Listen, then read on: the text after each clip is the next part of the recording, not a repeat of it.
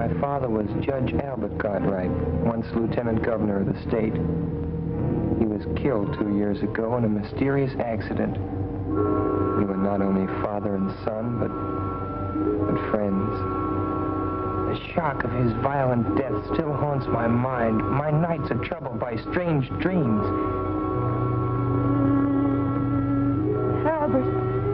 Albert, you've come back to me. I'm happy again. Mother, no.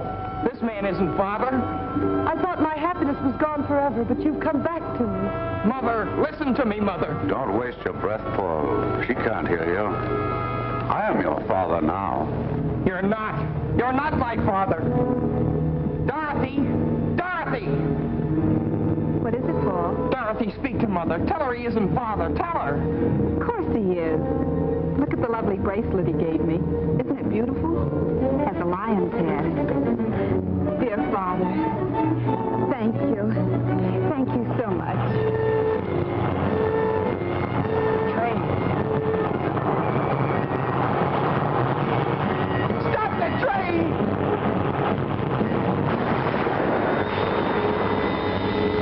Just what I've been waiting for.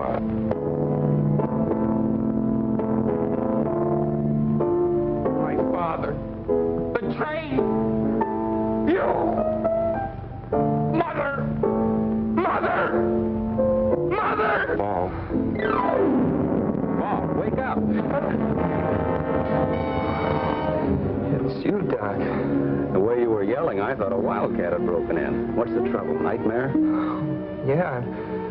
What a nightmare. Well, you get up and dress. I'll go out and get breakfast started.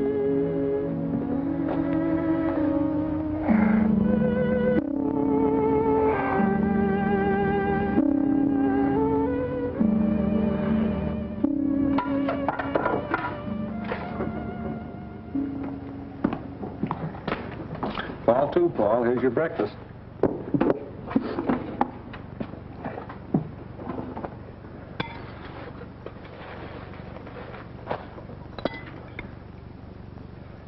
Doc, do you remember what you said once in psychology class? About the phenomena of dreams foreshadowing future events? Yes. But to healthy-minded people, a dream is just a dream. Come on, Paul. There's nothing like an early start for good fishing. Doc, I'd like to go home today. Home? Why, Paul, what's the matter? I'm worried about Mother. Now, look, you're not going to let a dream spoil our outing, are you? Why do you suppose Mother didn't want me home for the holiday? Oh, she probably had some reason. Now, get on with your breakfast. I'd like to tell you about this nightmare I had, Doc. Well, all right, if it'll make you feel better. Let's finish our eggs, and I'll get the tackle, and you can tell me on the way down. Hmm? He said, you have hallucinations. Come with me. I'll take care of you. And he held onto my arm. That was when you woke me up.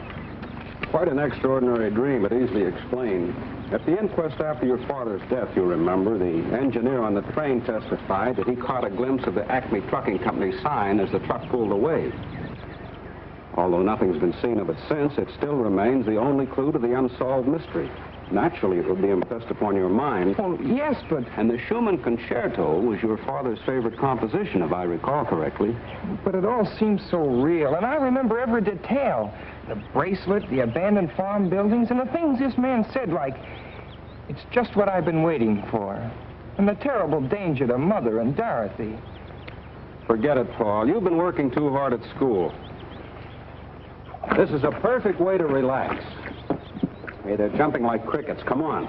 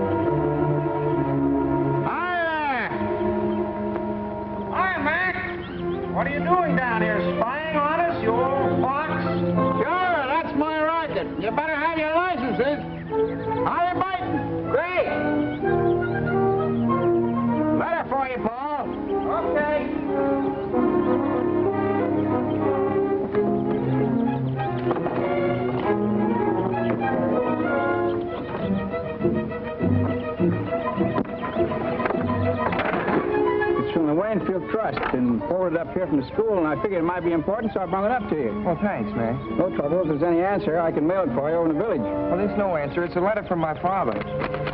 Huh? Say, you're not pulling my leg, are you, Paul? Oh, no, Mac. Dad left a series of letters with the office of his estate. I get one every few months. Well, I'll be doggone. Leave it to the judge to think of something like that. Uncanny smart that man was. Well, you want to read that sort of private.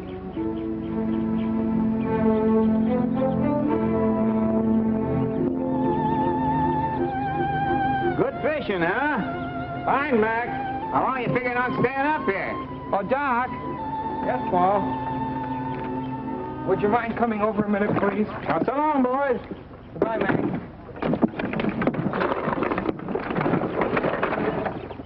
What is it, Paul? I received one of Dad's letters. I'd like to read part of it to you. Go ahead. It will be your responsibility as the man of the family to protect your mother and Dorothy by being constantly vigilant of their associates. I have always guarded your mother, who is so much younger than I, for in my experience, I've had ample opportunity to observe the cunning of unscrupulous impostors. Fits right in with your dream, doesn't it? A curious coincidence. Oh, I hate to ruin your trip, Doc, but I'd really like to go home. All right, Paul. It wouldn't do you any good anyhow with this worry on your mind, and if everything's all right, we can come back. Meantime, I can have a nice little visit with my sister. Let's get our stuff.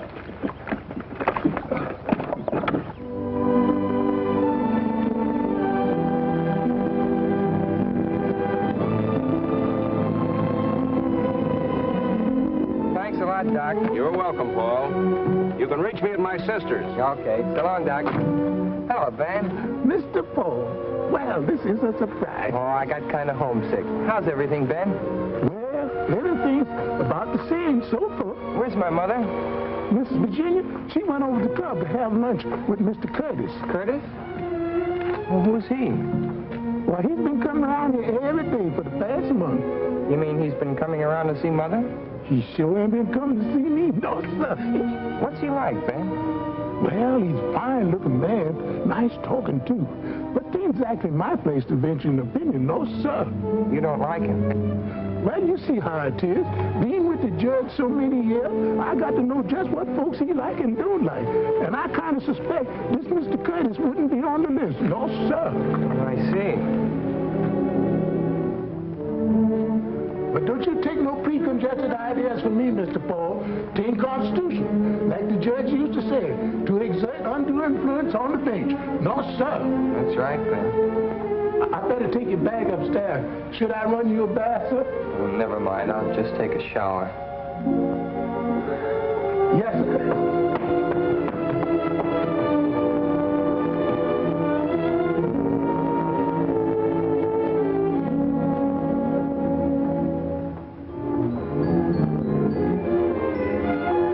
Thanks, Ben.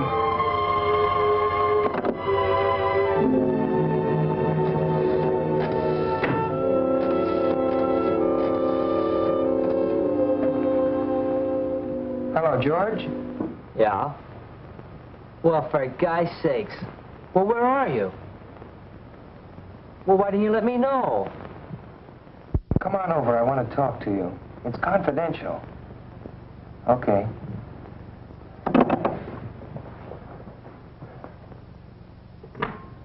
Mr. Paul's home. Paul? What brought him home? Well, he said he got homesick. He's up in his room.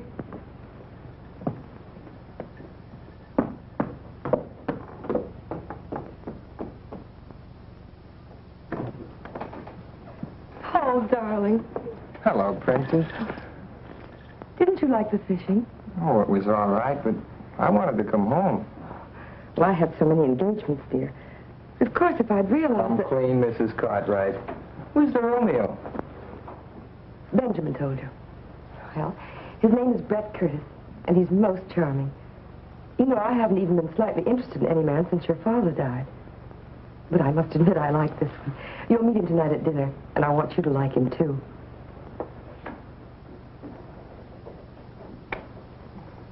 Are you sure he's all right?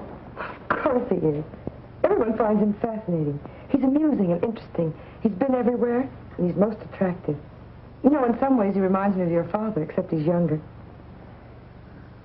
Oh, don't look so worried. Well, you're my responsibility now, you know.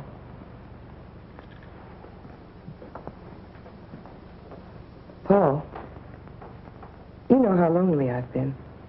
Yes, I understand that. Darling, I've got to change. I hope you have a decent suit to wear. I've been bragging about how handsome you are. I'll probably slide down the banister in my pajamas. If you dare.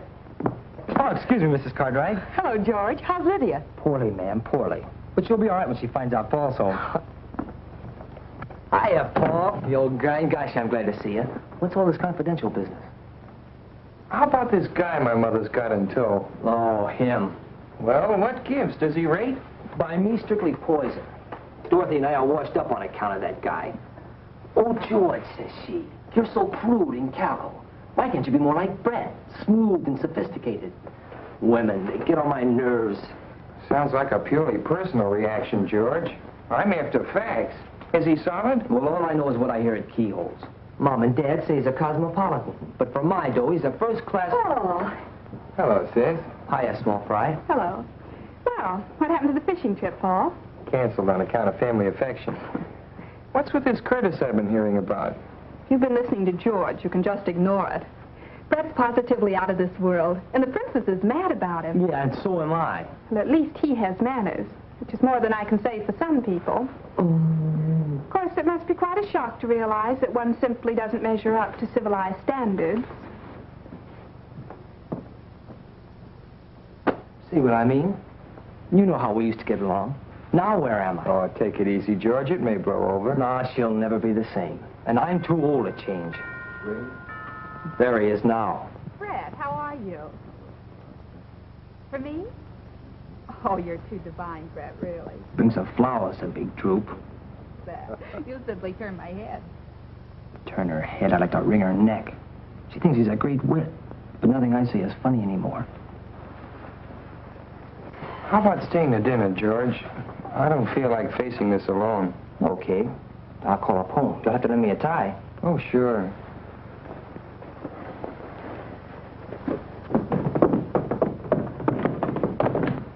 Gosh, do I look all right? Maybe I should have gone home and changed. You'll do.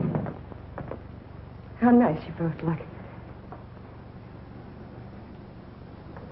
Paul, this is Brett. How do you do? I'm glad to know you, Paul. Of course you know George Hanover. Hello, George. I've been hearing quite a lot about you. Well, Mother and Dorothy have been giving you quite a build-up, too. Well, I hope you won't hold it against me. I feel as if I'd met you somewhere before. That's because Brett looks like Father. Oh, I don't think so. Except maybe his nose a little. Thanks, Paul. I'd rather not look like anybody but myself. Paul was a great deal like his father. I understand you have his talent, too. Maybe. A speck of it. I've been reading one of his books on criminology. My friend, Professor Muhlbeck, the psychiatrist, recommended it to me. The professor thinks your father had a brilliant mind. Well, Father's best book was never completed. I hope I'll be able to finish it for him someday. I knew you two would like each other. Dinner served, ma'am. Dorothy? Paul, I have everything you want. Dorothy. Oh, I it's just nice a to meet you. really wonderful. I thought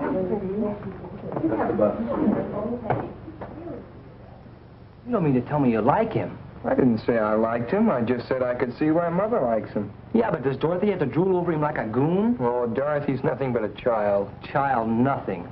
She's a first-class flirt. The way she hangs on that guy's words. Honest, Paul, it sickens me. Pure jealousy. Me? Jealous? Yeah. Gosh, that's right. Maybe I am. Paul, look. It was in the box with the corsage Brett gave me. Isn't it beautiful? It's a lion's head from India. Brett has such divine taste. Well, don't you like it? Nice girls aren't supposed to take jewelry from strange men. He's not a strange man.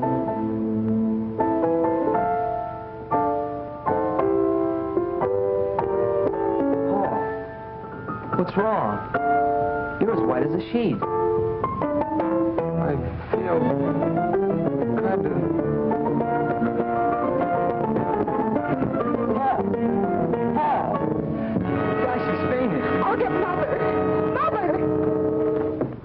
nothing. What's the matter, Virginia? What happened? I don't know. Dorothy said he simply keeled over. When he came to, he babbled something about a dream and wanting to see you. He seemed all right at dinner time. Let me see him. Feel better? Say, you know, I had an uncle once. He used to get fits. They had to put a spoon in his mouth. Hello, Doc. Well, young man, what's this all about? Darling, what is wrong? Nothing, Mother. If you don't mind, though, I'd like to talk to Dr. Vincent alone. Well, I guess I'll barge along home then. Hope you feel better, chum. Well, I'll be okay. See you tomorrow. Right. You look feverish. Oh, I just had kind of a mental shock. Remember the dream I told you about this morning, Doc? Yes? The part about Dorothy and the bracelet? Yes? Well, there's a man Mother's seriously interested in, and Who is this man, Paul? Brett Curtis, and he did give Dorothy a bracelet. But, Paul... And it was in a corsage, and there was the music, the same music, the Schumann concerto. This may sound kind of crazy, Doc, but that dream is beginning to happen. Now, wait a minute, Paul. Nothing has actually happened. The only similarity to the dream is the bracelet, and that could be a coincidence. You know, Dorothy's very fond of trinkets, and anybody who knew that might buy her a bracelet. As for the music, it's probably sitting on the piano. I wouldn't worry too much about it, son. Have you told your mother about this dream?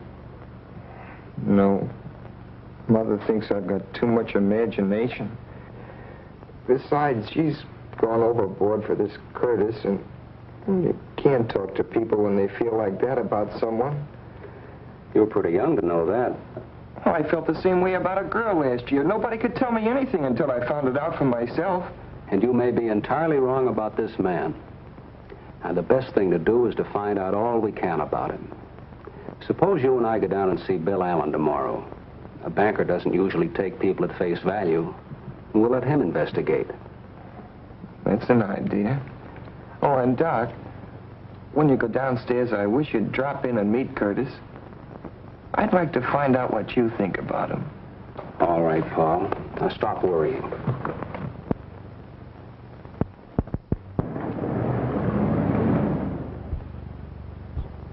Come on, Paul. Mr. Allen's a busy man. Well, thank you, Mr. Allen. Goodbye, Paul. Goodbye, Bill. Doctor.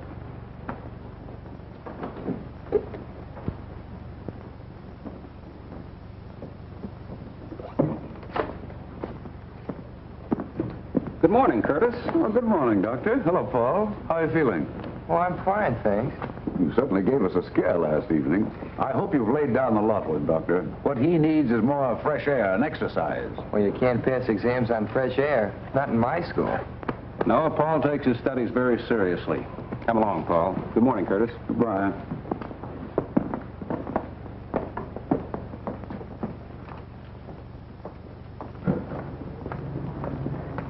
You don't suppose he followed us here? Oh, come now, Paul. The man banks there. Aren't you convinced that Allen knows what he's talking about? My intuition isn't. I'd take it easy on that intuition business, son. It can become an obsession, you know. Well, if you don't mind, Doc, I think I'll walk home. Well, that's a splendid idea. Do some deep breathing and try and rid your mind of Curtis.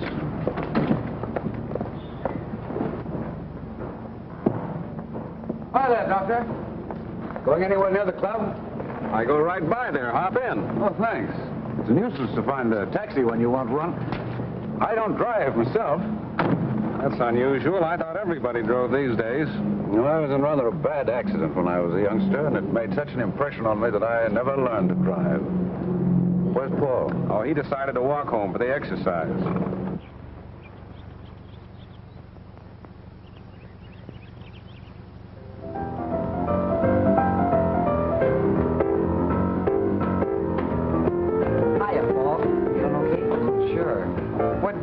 Well, the gang's here, and we're going down to the river to watch a boat race. I thought you'd like to come along. Hello, Lydia. Oh, Cartwright. Well, if you aren't the absolute limit, not letting me know a thing about coming home.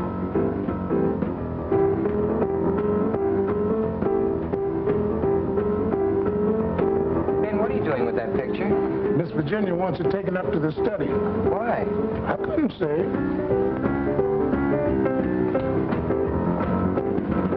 Where's Mother? Downtown. She'll be back for lunch. Come on, let's go. We don't want to get down there after it's all over. Okay, come on. Come on, Lydia. Okay, gang, I guess we can all get in my car. We can all squeeze in. Yeah, that's all right. Come on, Paul. Yeah, I'll see you later. Paul, are you deliberately trying to avoid me?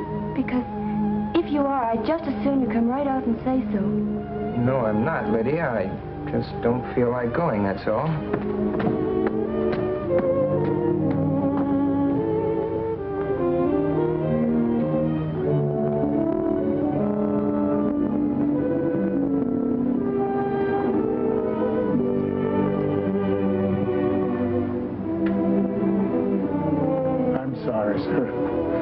I sure did hate to move the judge out of his place.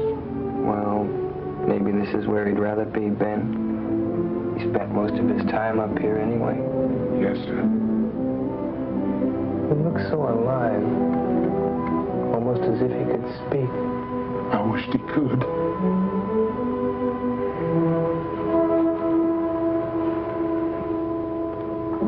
Ben, when is Curtis coming here again? He's coming to lunch. I want you to do something for me. Anything you say. When you take his glass off the table, don't touch it. Use a napkin and put it aside. You know what I want, Ben. Yes, sir. Oh, and Ben, I'd like a sandwich and a glass of milk up here, please. Yes, sir. Do you have the keys to the files? Thanks, Ben.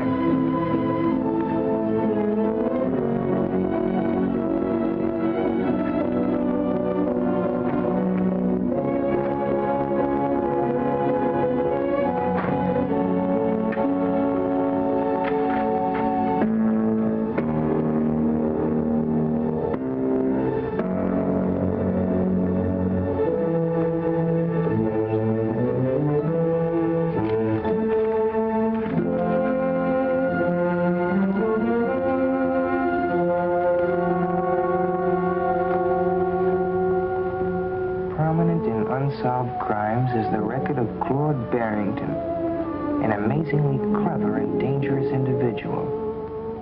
He was suspected of innumerable crimes, including attacks on young girls, even murder. Yet the police have never been able to find sufficient evidence to warrant his arrest.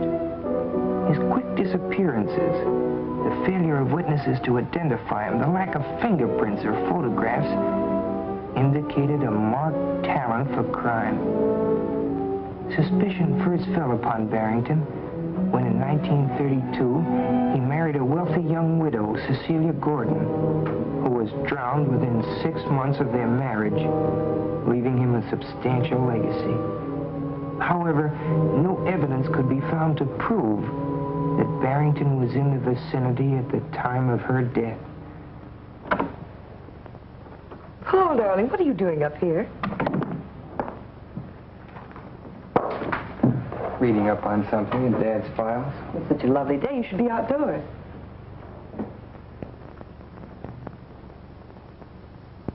I'm sorry about moving the picture.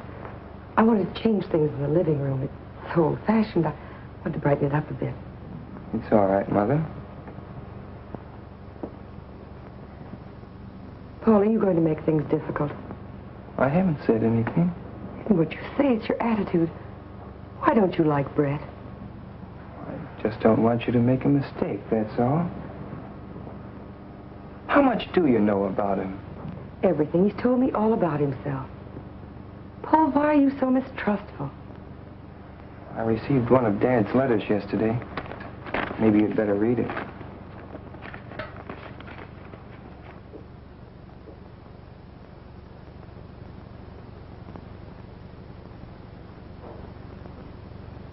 Poor Albert. He saw so much of crime and wickedness, he was bound to become overcautious. Now I understand why you're so anxious, dear. What is it you want to know? Has Curtis ever been married before? No, he's a bachelor. He was going to be married a few years ago, but the girl drowned shortly before the wedding. Brett was terribly broken up about it, of course. She was drowned? It's quite a tragedy. She was so young. Well, Paul, anything else? Where does he get his income? Oh, he owns mines and things. I had Mr. Allen check into all that. You see, I'm not as irresponsible as you think I am. You're not going to marry him for a while yet, are you? I don't know, Paul. I think you should wait. Paul, I don't want to make you unhappy, but that's one thing I must decide for myself. You mean you're going to marry him right away? I may. But you can't. You've got to give me time to... Give you time? For what? Well, to get better acquainted with him. Darling, you'll be going off to school soon. Your life will be occupied with other things for years. Paul, try to understand. Try to be fair. Please. For my sake. All right. That's better. You'll be down for lunch? No, Benjamin's bringing my lunch up here. I'll be down later. Maybe you could play some tennis with Brett. He plays an excellent game. You just give him a chance to be himself. You two would probably be the best of friends in no time. I've got to go now. Don't work too hard, darling.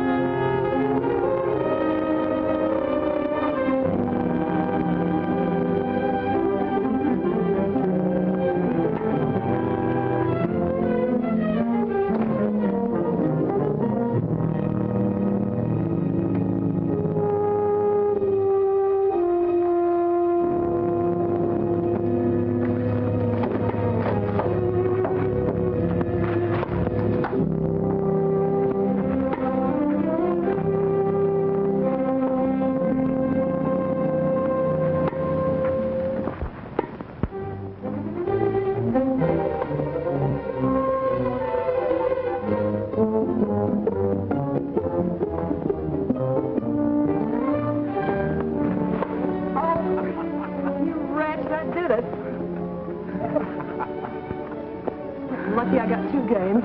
Pay up, lady.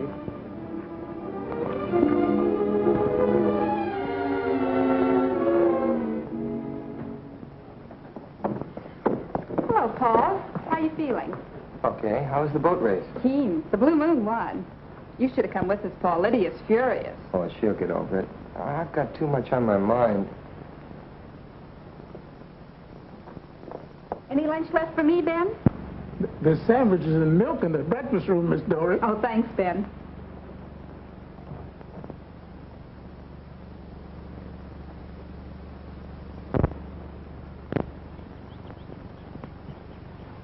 Hello, darling. Hello, Paul. Where have you been hiding? Well, I had some work to do. I hear you're taking law at college. Just the groundwork. My main interest is criminology. Mr. Curtis, do you believe there's such a thing as a perfect crime? It's possible. I've been reading about some perfect crimes in my father's files.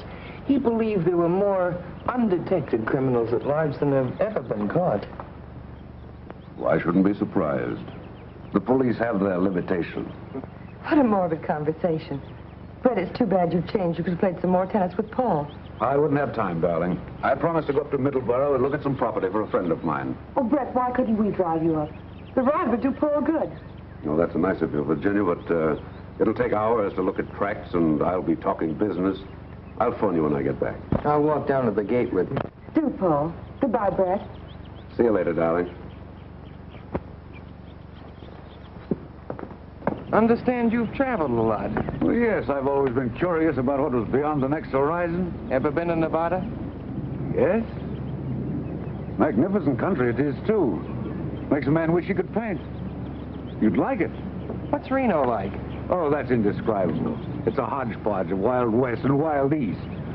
Cowboys, divorcees, mink and mustangs, Jude ranches, and the real thing all shuffled together. I'd like to see some of those old ghost towns. And a real silver mine. Well, I have an interest in several mines. Perhaps we'll take a trip someday. Do you know Colorado? Quite well. Waynefield must seem pretty tame after those places. I've seen pretty much everything worth seeing. I'll be glad to settle down right here. Well, Goodbye, Paul. See you tomorrow. I hope we're going to hit it off together. So long.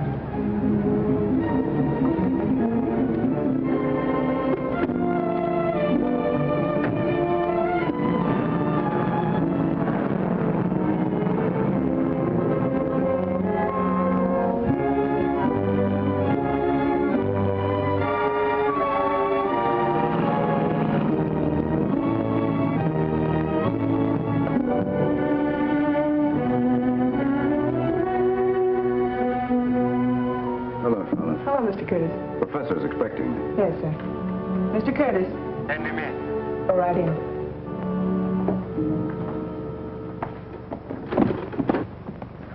Good afternoon, Professor. Hello, Curtis.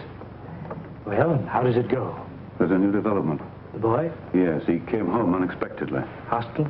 Definitely. A neurotic type. Interested in criminology. He asks a lot of questions. Remarkably intelligent for his age. I have the feeling he knows more than he should. Does his attitude affect her? It hasn't yet. But he's a persistent little devil. This morning he made inquiries about me at the bank. Nothing to worry about there. Everything is in order. This afternoon he was looking through his father's files. When he came downstairs, he asked me if I believed there was such a thing as a perfect crime. You'll bear watching. Has she accepted you? She hasn't yet, but she will. What's the girl's attitude? Oh, Dorothy. A complete conquest.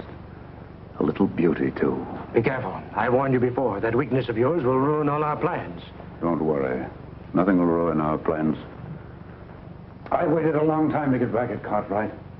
I'll make them pay for his meddling interference if it's the last thing I do. You'll do as I tell you. Don't forget, I'm in this, too. Perhaps I made a mistake. Perhaps I should have kept you as a patient instead of making you an associate. Don't forget, I'm concerned with the financial outcome in this case, not your personal revenge. You have nothing to complain of. Everything's working out. The boy is the first hitch. He sounds like a subject for mental analysis. You might suggest it to the mother. Sometimes these cases destroy themselves. The important thing is to get the wedding over with as quickly as possible. When you are legally in possession, we can take care of him here. Funny, that thought was in my mind, too. But why wait till I'm in possession? As her husband, you would be in a position to comfort her. As her fiancé, such a tragedy might cause a revulsion against you. That's true. Therefore, you must lose no time. The stakes are high, and there's constant danger if the boy is following the Barrington trail. Barrington is legally dead. Fortunately, so is the judge. However, fools and children sometimes stumble upon details which even the most careful strategist has overlooked. I had better meet the lady as soon as possible. Meanwhile, you must impress her with my professional distinction. Understand? Perfectly. Now, be careful. If you can't accomplish this within the week, our relationship shall revert to that of doctor and patient. I'm spending the weekend with them. I'll have her consent before Monday.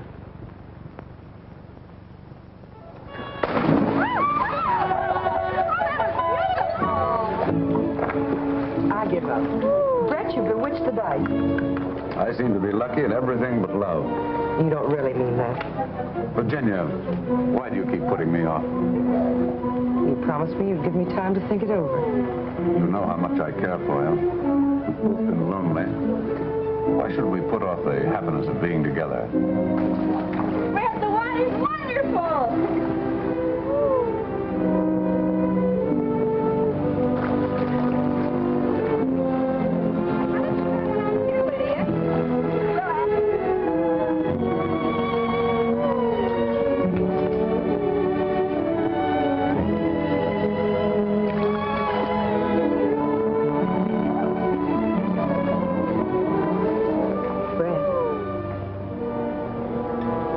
Yes.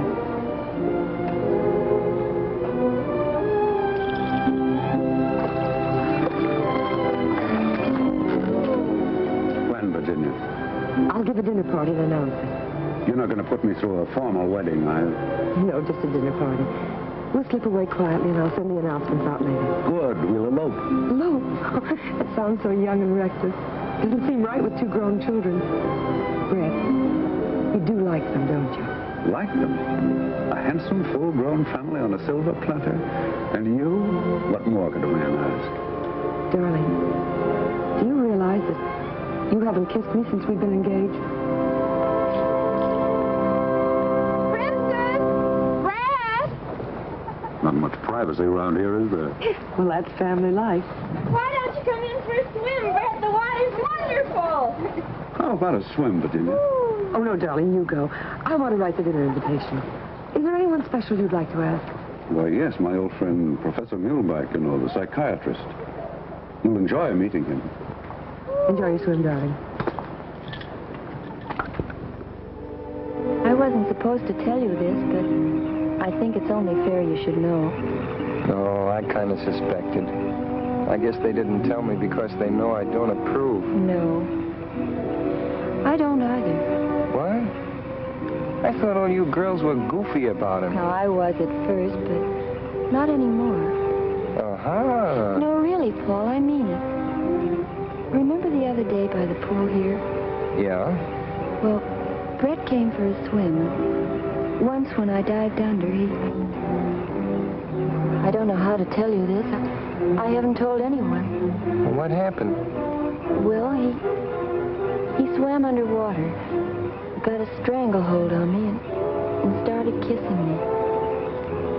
I know it doesn't sound like very much, but it was horrible. I can't describe it. I pulled away. He followed me and said he hadn't meant any harm and asked me if I'd just forget about it and be friends. I felt sort of queer about him ever since. You won't mention this to him, will you? No. And don't you say anything about it. What you've told me adds up with other things. What other things? Oh, I can't tell you now. The trouble is I may be wrong. I haven't any proof, just a hunch. Nobody wants to believe me. I believe you, Paul. Thanks, sugar. Well, there's Dr. Vincent. I've got to talk with him. You better run along with you. Oh, but Paul, are you... Well, what I mean to say is, you still like me, don't you? Oh, sure. But everything's on ice for a while. No dates. Yes, all right. Only, don't forget. Okay, funny face.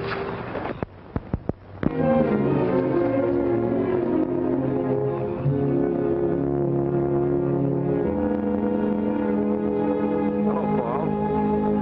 They're announcing their engagement. I suspected as much. What have you found out? Nothing unfavorable to Curtis. Mr. Allen gave me these answers to some inquiries he made. After reading them, you'll probably agree it looks like a clean bill of health. Well, that may be so, but Lydia just told me something. Would you mind coming up to my room a minute, Doc? Not at all, Paul.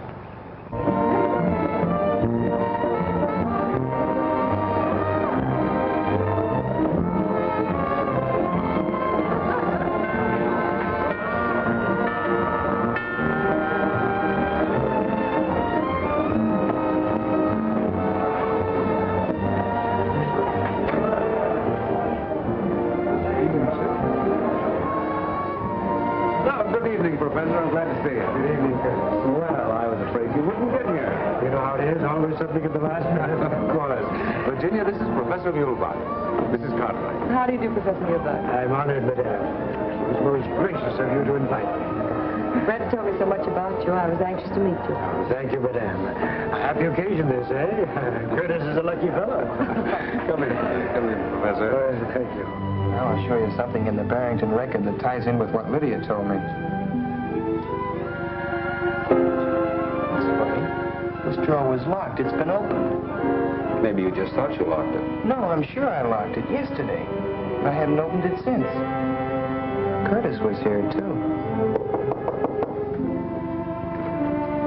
May I come in, or is this a private huddle? Hello, Doctor. Hello, Dorothy. The princess wants you in the drawing room. There's a big psycho something or other that she wants you to meet. Friend of Brett's. You too, Paul. Oh, I don't want to go down. But, Paul, you must. You can't spoil Mother's party. That's right, Paul. Come along. We can talk later. Okay, break. However, I must say that I think that we won that rubber. Why? Because Virginia was keeping score. Virginia's arithmetic is delightful. She subtracts by counting backwards on her fingers. 10, 9, 8, 7, 6. That means 10 minus 5 equals 6. Well, that's right, isn't it? Of course it's right.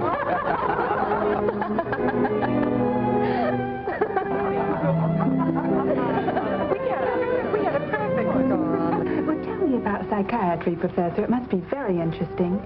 I'd love to be psychoanalyzed sometime. I'd be delighted to do it. Anytime you say. Now, look. I hope so behave so Miss Cartwright. Benjamin, Mr. Curtis will call. Well, my friend, here's a chance to display your domestic accomplishments. It's just what I've been waiting for.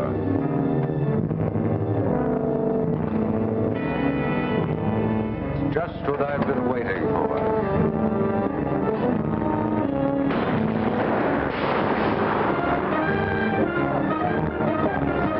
Sorry. I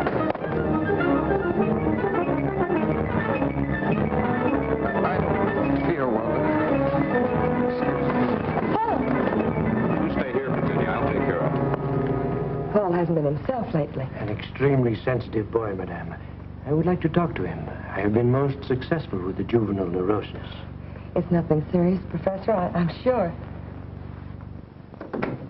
Paul, what is it now? Words in my dream. Curtis said, it's just what I've been waiting for. When he said that, I could hear the train coming and then the crash. Gosh, Doc, it's spooky. It's got me. You've got to pull yourself together, Paul. Now, let's look at this thing realistically. I understand Bill Allen's going to announce the engagement. He's known your mother all her life. Do you think he'd sanction a match if he weren't sure of Curtis? I can't figure it out. Maybe I'm going wacky, Doc, but I could swear he's Barrington. Barrington's dead, Paul. I don't believe he is. But it's too fantastic.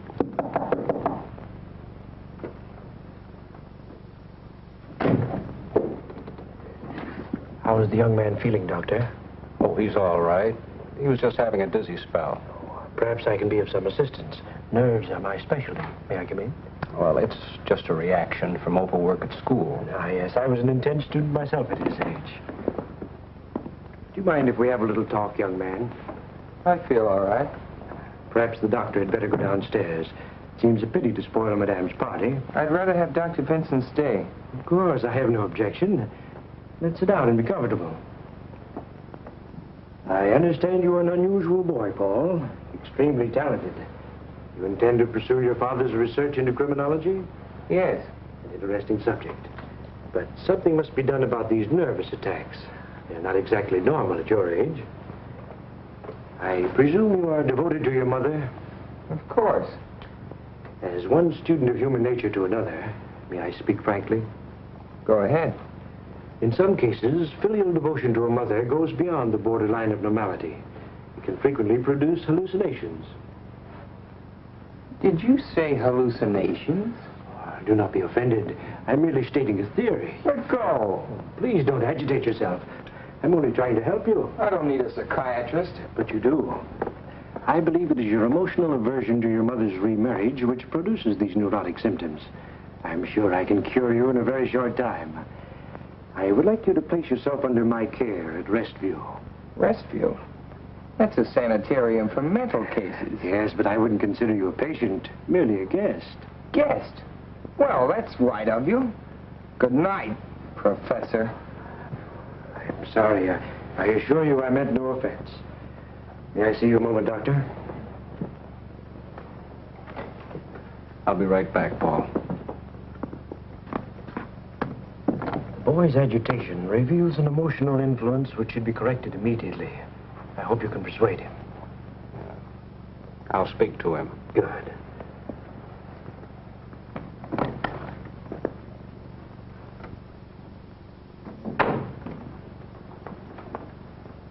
Well, The same words as your dream, weren't they? It's extraordinary.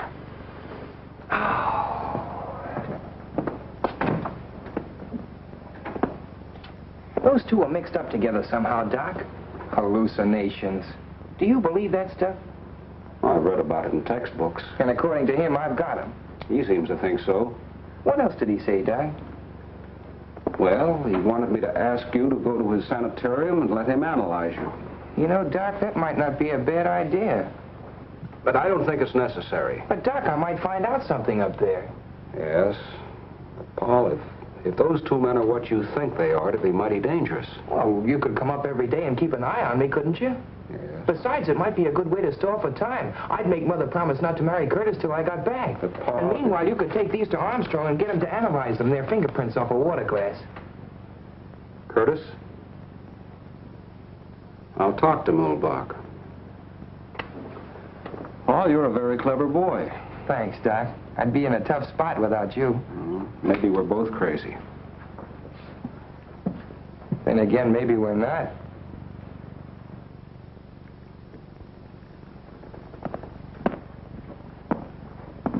It's a lovely room, isn't it, Paul? Very nice. I hope you'll find it comfortable. My routine is a simple one. A few heart-to-heart talks, plenty of food and rest. Believe me, Mrs. Cartwright, he will return home a healthier and happier boy. I'm sure he will. Goodbye, darling. Don't read too much. You'll take good care of him, won't you, Professor? Of course, madame. I'll drop in tomorrow and see how he's getting along. Please do, Doctor. I'm always happy to have the cooperation of my colleagues.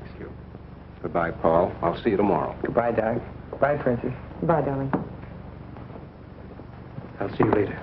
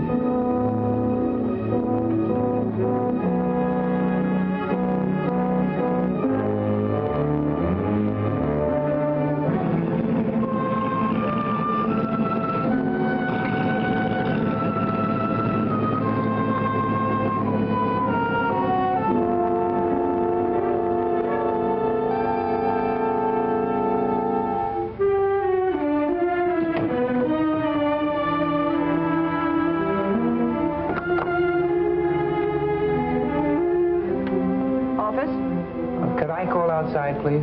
I'll get the number for you. Well, I forgot my tennis shoes. Do you happen to know where I could get a pair? I'm sure Professor Mulbach can lend you some. Thanks.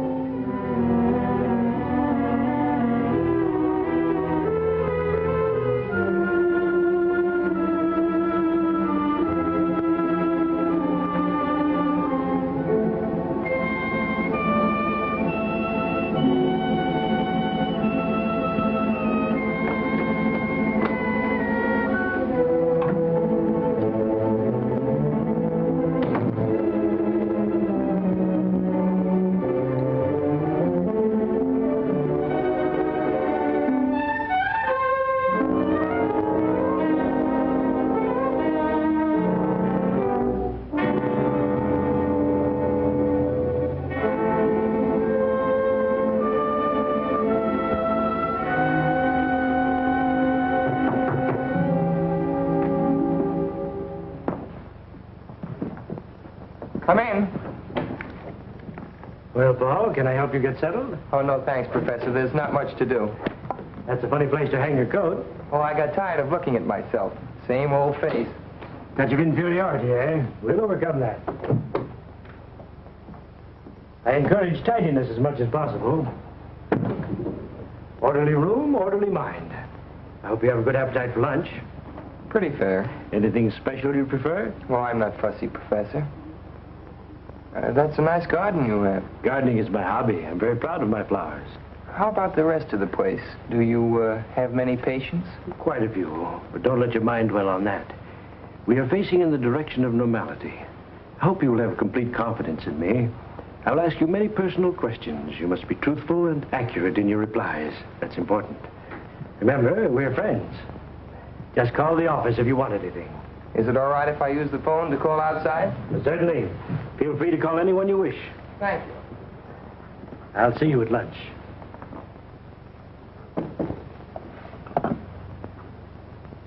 I'd like to get Waynfield 1531, please. Hello, Vixen. What's mixin'? Oh, Paul, where are you? I'm up at Middleborough getting my brain unscrambled. It's all very scientific. Cures hives and hangnails and improves the disposition, it says here. Are you missing my kissing? Was that some kind of code? No, just juvenile vernacular. What pleases the significance? Young romance in the modern manner. Romance, I see.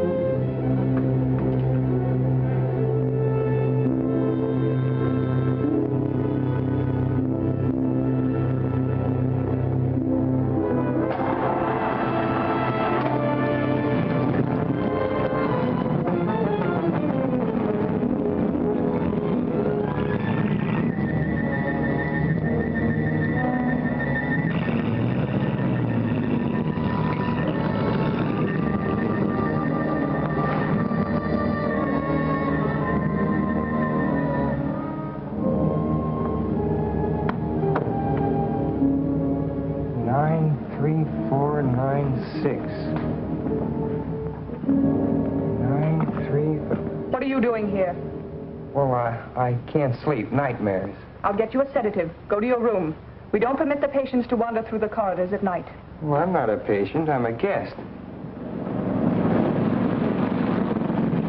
I must admit the boy puzzles me. I can learn nothing from him except that he suspects you. I'm sure he knows you're Barrington. How he arrived at that conjecture, I don't know.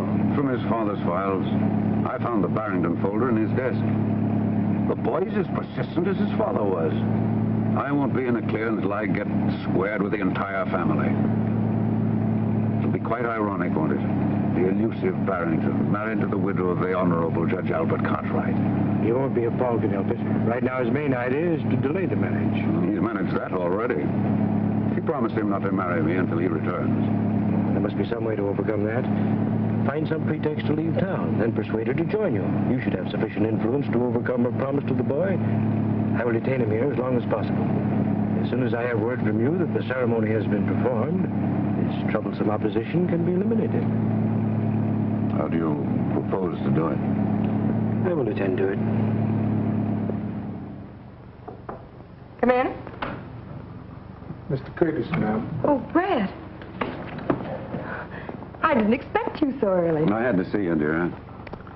I have to go to Washington on business. Oh, darling, what a shame. I want you to come with me. We can stop off at Richmond and be married. I couldn't do that, Brett. I promised Paul. Are you going to let Paul spoil things between us, Virginia? Darling, don't even think such a thing. Then come with me. We'll turn the trip into a honeymoon. Couldn't we wait till Paul gets back? I'd feel so much better about it. Virginia, from the first moment we met, everything went perfectly between us. Then Paul came home and you began to change. Nonsense. We announced our engagement. Everything will go as we planned. Let's go down and get the license and have it over with today. Right now. I couldn't. Very well, then. Just as you wish. I'll be leaving this afternoon. I'll be gone for several weeks. Brett, do you really have to go? Perhaps it'll be just as well if you had time to think this out alone. I want you to be sure of your feelings, Virginia. But I am sure. You know that. Then why not marry me and stop worrying about Paul? I can't help being concerned about him, Brett. He's my own boy. But he's getting the best of care.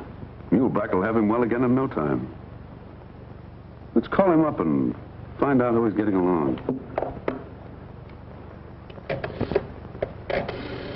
Of course, he's doing splendidly, madame. You have no cause to worry. No need to delay your marriage. Allow me to offer my felicitations. Goodbye.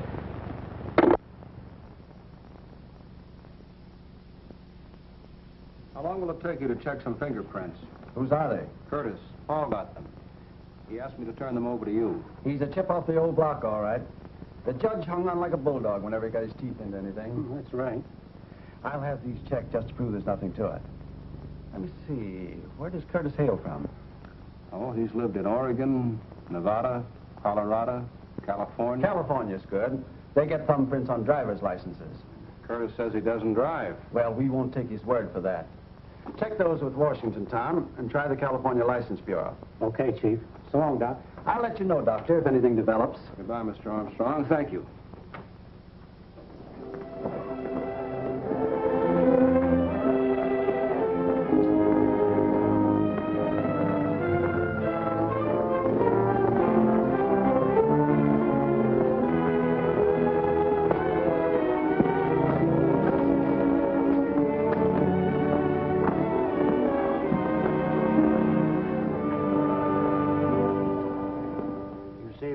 Not locked.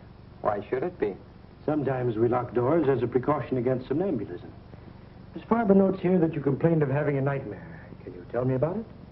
Only that something dangerous was going to happen. Do you have such dreams often? Yes. Can you remember anything definite about them? Train, my father's death. I dream of that often. I understand, of course. Shocking accident. It preys on your mind. It wasn't an accident, Professor. It was murder. That was never proven. You have some theories on the subject? Yes. Indeed. I should be interested in hearing them. Well, I'd rather not talk about them now, Professor. It gives me a headache. Very well, Paul. Now, what would you like to do by way of diversion? Oh, I see you have some binoculars. They must be good ones. They are excellent. Would you like to examine them? Could I? Of course. Go right ahead.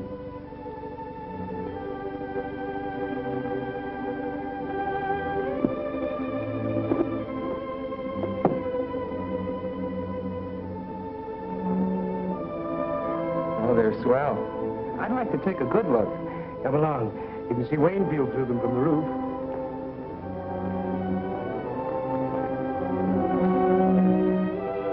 There's the county seat down there.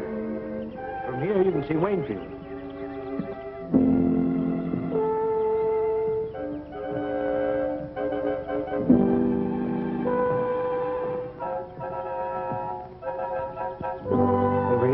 see the ferry crossing the river. What's that building down there? Just an abandoned farm. Over this way, Paul. See the ferry? You can almost distinguish the people's faces on the deck.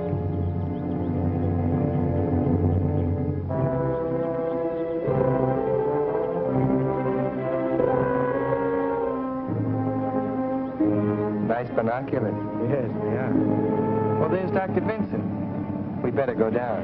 Yes. Would you mind going to your room? I'd like to have a talk with the doctor. Then I shall send him to you.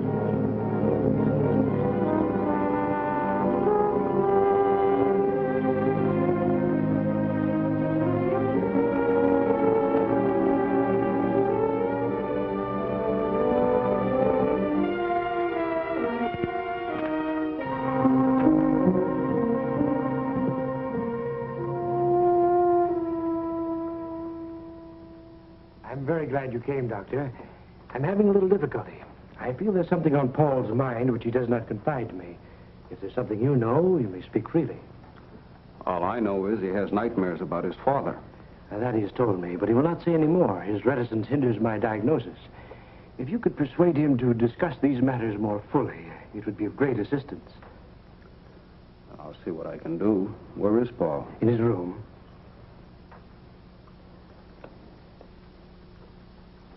Show Dr. Vincent to Cartwright's room, please.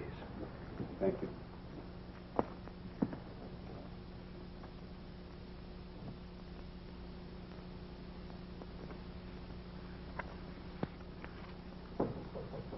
Come in. Hello, Doc. How are you, Paul? Sure glad to see you. How's Mother? Oh, a little worried about you. Otherwise, all right. I saw her this morning. Well, Professor Muehlbach's a good host. I'm enjoying it here. That's fine. Oh, look, Doc, I found something in Plato I'd like to show you.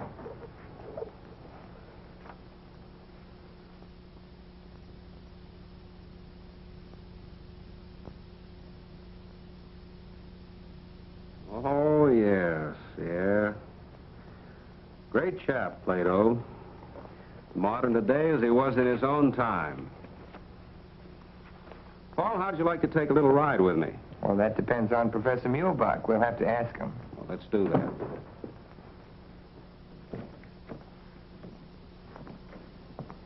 Well, how do you find your patient, Doctor? He looks rested, but I'd like to take him for a drive in the fresh air so he won't feel shut in here. That is, if you have no objections. Not at all. Provided you don't keep him out too long. Oh, a half hour or so. We'll take a drive through the hills. This is beautiful country. I trust you will urge Paul to relax and talk more freely. I'm very anxious for him to get straightened out so he can go back to school. If he falls any further behind, I'm afraid he'll overwork again. Of course. Well, come along, Paul. We won't be long.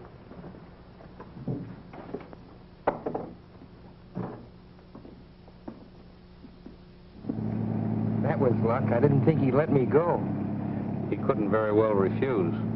I saw Armstrong. He's having the prints checked.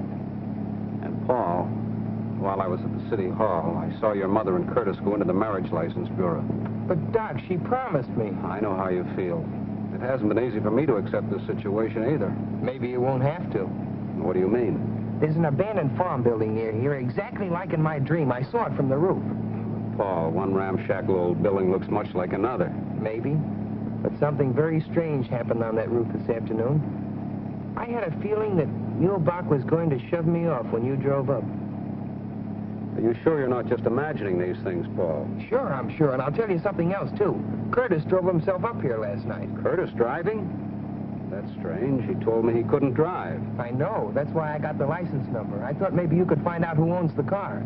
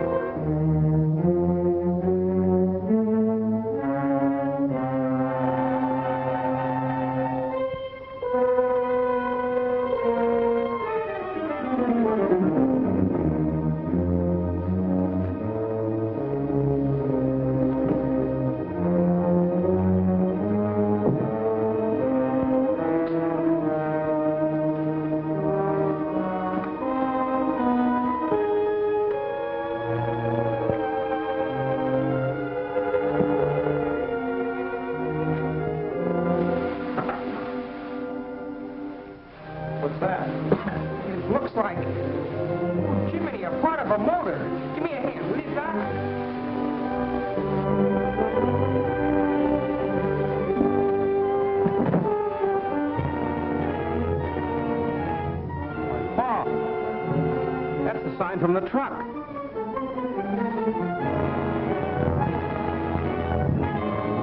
Son, you certainly called a turn on this one.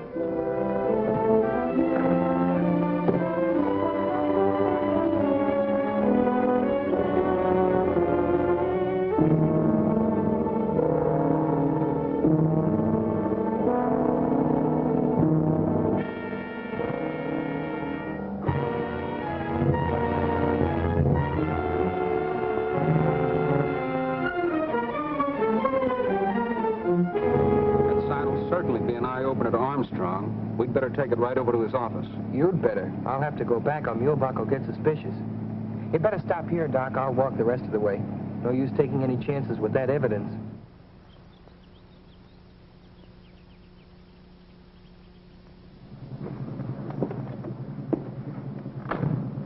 I don't like to see you go back in there feeling the way you do about that place. Oh, I'll be all right. I've got to go in and stall for time. If things get too hot, I'll phone Lydia and say I'm lonesome. That'll mean get here quick. All right, Paul, but take it easy. I'd better go home and clean up a bit, then I'll go right over to Armstrong. So long, Doc. Darling, don't be angry. Surely one day doesn't make that much difference. I've promised Dr. Stone he could marry us. You wouldn't want me to hurt his feelings, would you? Why can't we go over there now? Why wait? We can spend tonight and tomorrow at the lake and then go on to Washington. After all, I must think of that contract, Virginia.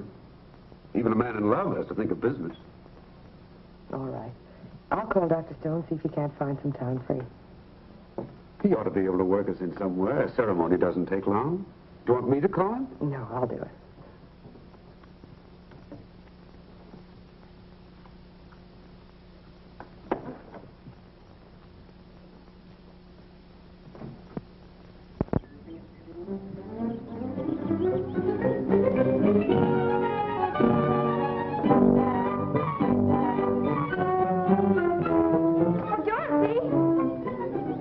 Hello, Lydia. Hello,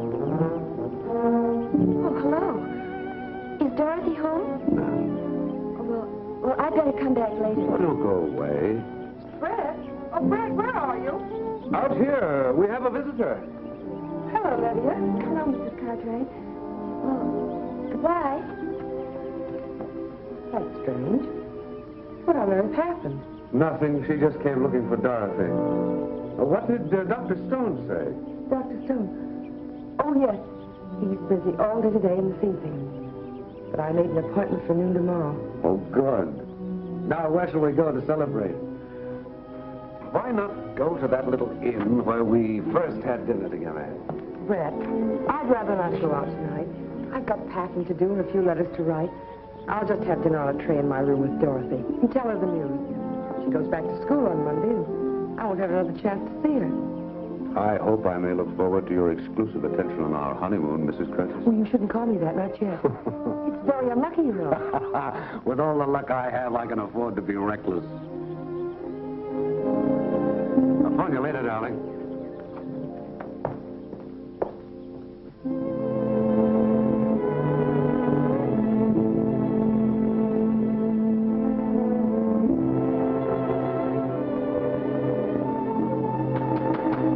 Come in. Hello, darling. Is anything wrong? No, dear. You've been crying. Just my nerves, that's all. Benjamin's going to bring supper up here. I thought it'd be nice and cozy, just the two of us. Come on, sit down, darling. Something is wrong. You're packing. Dorothy, Brett and I are going to be married tomorrow. Married tomorrow? Oh. For a minute, I thought you'd quarreled with him. Brett has to go to Washington on business. We decided to make it a honeymoon. It means breaking my word to Paul. That's what has me upset, I guess. I'm worried about him. Mother, don't be foolish. After all, it's your life. Paul won't mind as long as you're happy. Where's he going to be? What are you going to wear? I'm going to be there, of course. Of course you are, dear. You're going to be my bridesmaid. Oh, darling, that's marvelous. What do I wear? Oh, just something simple. Your blue dress. We're going to be married at the minister's house, and then we'll leave you at the Allens. Brett and I'll go up to the cottage for a day or two before we go to Washington. What did he say? Did he kneel down? Of course, not silly. But he was very determined about not leaving me here. Brett is so masterful. You'll write to me, won't you? Of course. Every day. That's the story, Mr. Armstrong.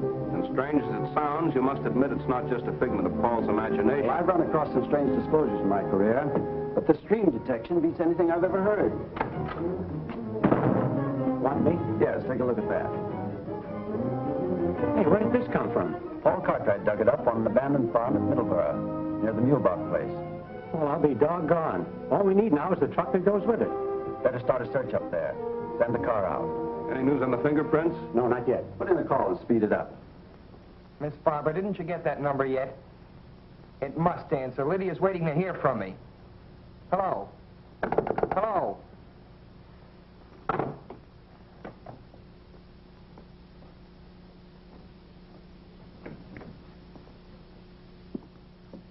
What do you mean by disconnecting the phone when I'm trying to get a call through?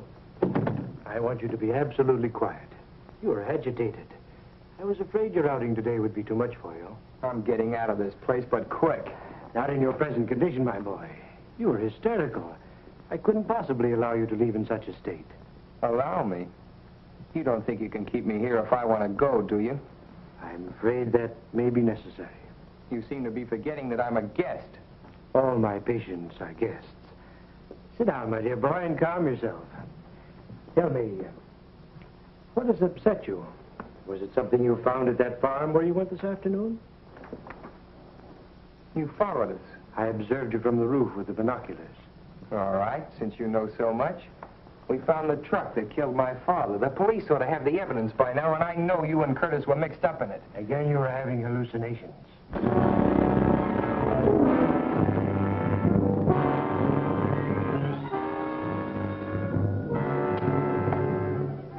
Hello. Oh, hello, Professor. Where have you been? I've been trying to reach you for the past hour.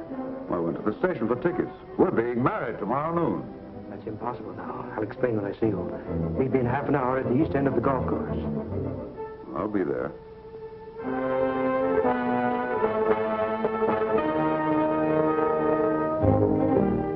I don't like to exaggerate Paul's danger, Mr. Armstrong, but that place up there gives me the creeps. I'm uneasy about the boy. Why does everything take so long? The machinery of the law, Doctor. It's much better than it used to be. Armstrong? Farber? The car driven by Curtis is registered under the name of Charlotte Farber. Does that name mean anything to you, Doctor? Why, yes. She's Mulebach's secretary. Yeah? Put a blanket out for it. Get going. Chief, the California Motor Vehicles has a thumbprint on Brett Curtis. It matches the print taken from the body in the mine identified as Barrington. That means Curtis was killed in the mine, not Barrington. Paul was right. And Barrington is just cunning enough to pull something like that, too. Then it isn't unlikely that Curtis... Could be Barrington. Well, Chief, we got what's left of the truck, buried under a ton of hay. Any fingerprints? Yep, in the tool compartment. Compare those.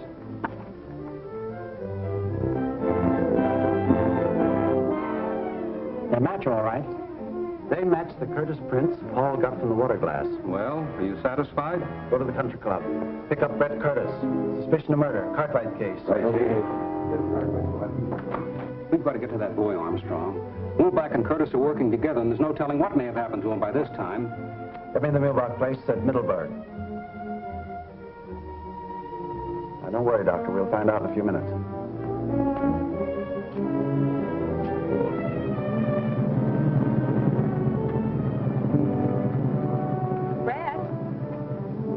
Hello, Dorothy. What are you doing here? Princess told me about tomorrow. Oh, Brett, I'm so thrilled. Mother's going to let me be a bridesmaid. Isn't that wonderful? I thought we might drive down to the florist and get dozens of roses and take them to the cottage. I want to do something special, and I'm sure the princess would love it. That's a charming idea, Dorothy. I should have thought of that myself. Well, then, let's go. Now, just a moment. I was going to meet somebody here. But I'll leave a note for him. But don't be long. Sir, that's strange. Come on, Doctor. My car's downstairs.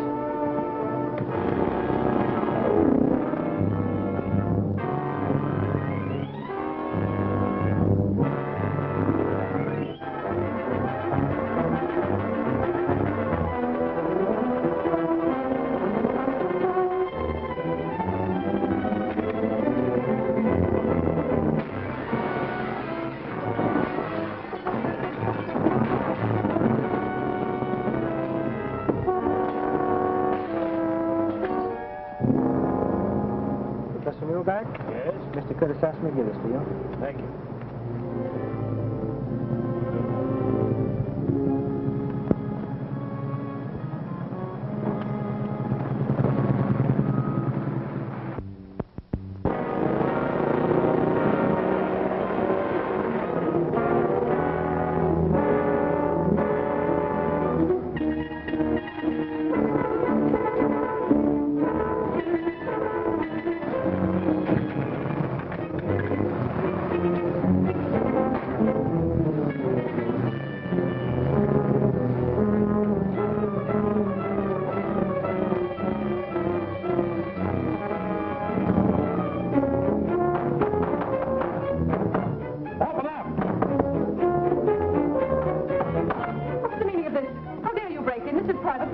Sure, we know. We're just nuts looking for a padded cell.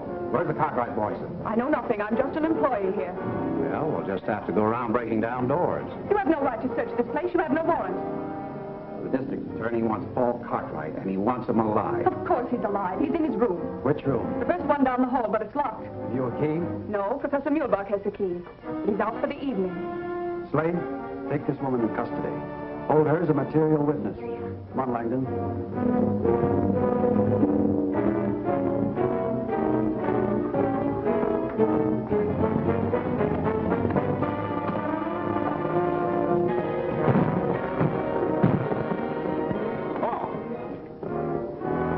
Too late. I'm not so sure. Look at this. Good boy. He got away. I hope. There's no connection here. Call from the switchboard.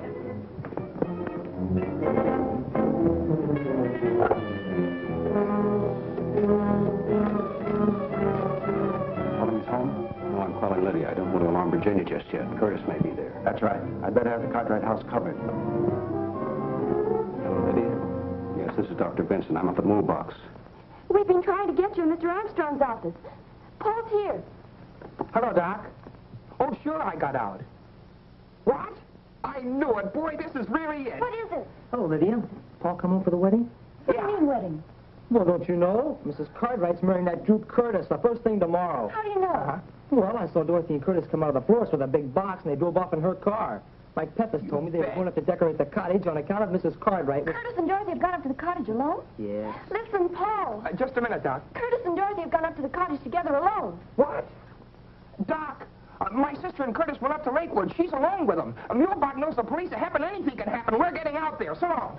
Come on, where's the car? Outside. Lydia, you better stay here. Not me. I'm coming with you. Well, why doesn't somebody tell me something?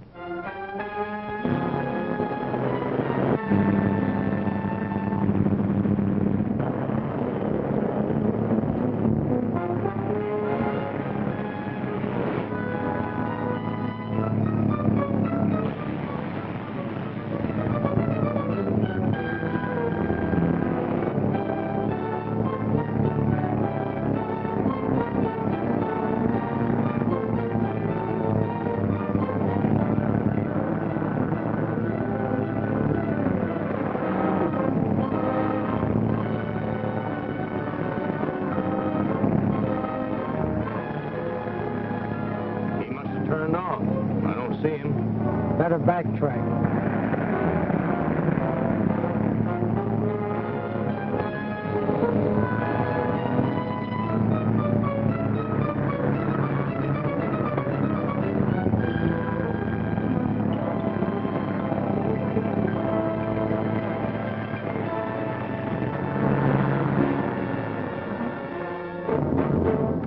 Put up your hands and get out. What's the meaning of this? You're under arrest. This is an outrage. You must be mistaking me for someone else. Come along. Yeah. Good, the princess will arrange them all over again. She can make flowers look as if they just grew out of a vase. Well, we better be starting back, Brett. What about a ride in the lunch? It's perfect out on the lake. There are a million stars floating on the water, and the crescent moon looks like something out of Ulmer. Brett, you are the most romantic person.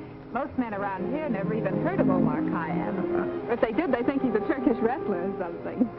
Mother's really lucky. I'm glad you think so. Why are you looking at me like that? course, you're very lovely in the moonlight. Oh, everybody is, but I adore compliments. The best I ever got from George was, oh, come on, you look all right. You know, Brett, I've grown out of that crowd. I don't know what I ever saw in them. I'm really quite poetic at heart. Only it's positively lethal to let anybody know about it in our crowd. They simply jeer. I heard a car, didn't you? Probably out on the main highway. Don't hold my arm so tight. Oh, I'm sorry. Steps are so uneven, I was afraid you might fall. Really, Brett, I think we better not. I must be getting back. Mother will be worried. Where's your spirit of adventure? I thought you were romantic. All right, but we won't stay long.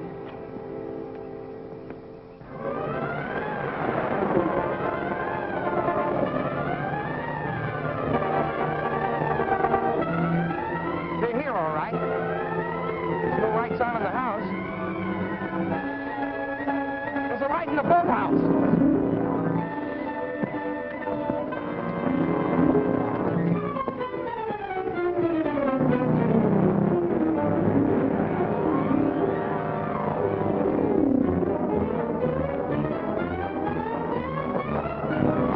They're in here. Come on, Heath. All right, Barrington. You meddling fool.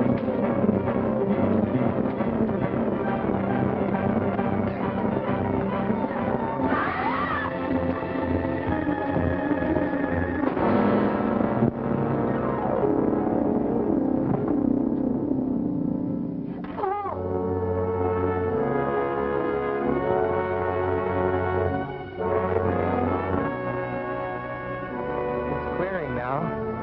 Look, Mother, we can see ahead. No, Virginia. Don't look back. It's all over.